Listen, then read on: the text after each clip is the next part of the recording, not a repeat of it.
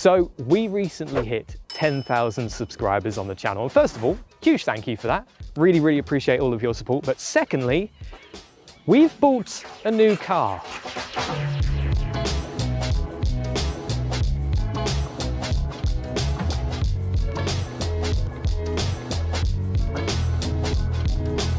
Okay, so let's talk you through the all-new Project 944 and also why it actually exists. So, many of you who probably listen to our podcast are painfully aware that the old Project 944 was going to cost around between £8,000 and £10,000 to do the bodywork, which I can't afford. And secondly, we thought, well, for that money, why don't we just buy a new one?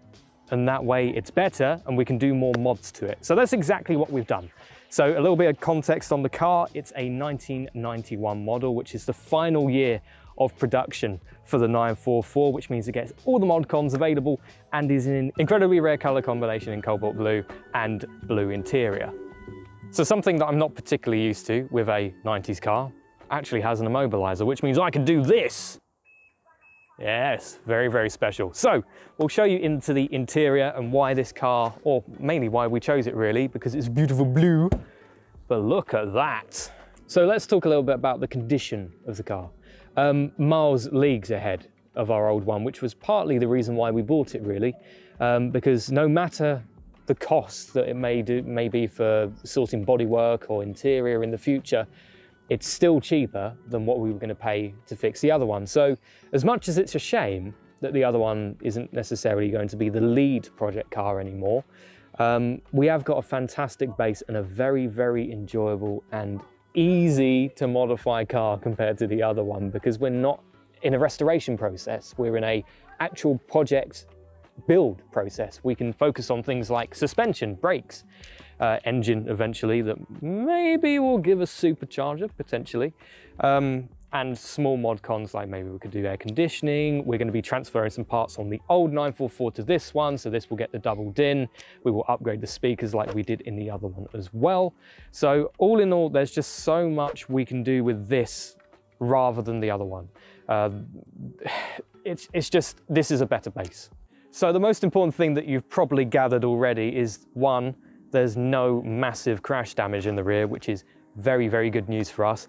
But also, it's just the overall condition of the paint. We haven't got to focus on this anymore. Polishes up really beautifully. These rear lights, they are currently smoked. Not too much of a fan of them, I've got to admit. So that'll be something we change in the future. Probably we'll try to mimic the front end with clear indicator lenses. So it'll be red and silver at the back. But if you look in here, there's something very, very interesting, isn't there, Jared? So Jared isn't going to be the only one that has three-piece wheels anymore. I purchased this last month, which was or maybe a couple of months ago.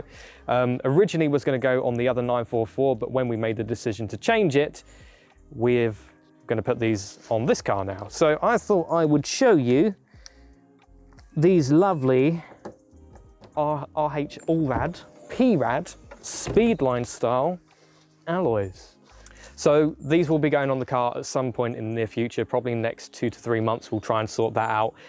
It will be the kind of thing that we do alongside maybe suspension potentially. It's possible because we'd need to align everything up again. So we might as well do the suspension first, then these will go on the car so it can be properly aligned. But really, really excited for these to be on. It's gonna look amazing. It's gonna look amazing. Okay, so might as well have a quick look at the engine. All in all, pretty much the same as the other one, aside from the fact that R1 now doesn't have the K&N air filter. It also doesn't have the Pro Max performance chip that we had in the other car, so it's down around 10 horsepower. But in terms of condition, that's something that we need to have a bit more of, give it a bit more attention with. So in terms of visually, it's not as good as our other one, but we did spend a lot of time over the Project 944 series in the previous year, making sure that the engine bay looked very, very nice and clean. It was rust free. We even polished all the cam cover and brought that really back to life. Obviously that's not happened here. So there will be a few episodes in the future where we really go through and detail this car and clean it up to be as good as possible. However, mechanically, it is far superior to the other 944. Runs smoother, is on slightly more modern technology as it's a 91 car, so it has ever so slightly different injectors, a slightly different ECU as well, so it's a bit better at managing the engine. So much smoother, so much smoother to drive. The power delivery is fantastic. I feel like I'm getting the full 208. Probably not full 208 in actual numbers though. We're probably looking at around the 200 mark purely because of the age of the car. There is some stuff we can do to try and bring some of that back, but that will be over time and something we will share in the future.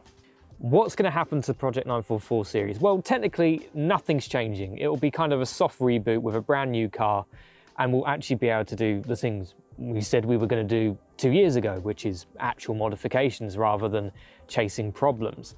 So in that sense, you'll see more progress. You'll see more mods on the car. You'll see us install new things, replace things, change things, stuff like that.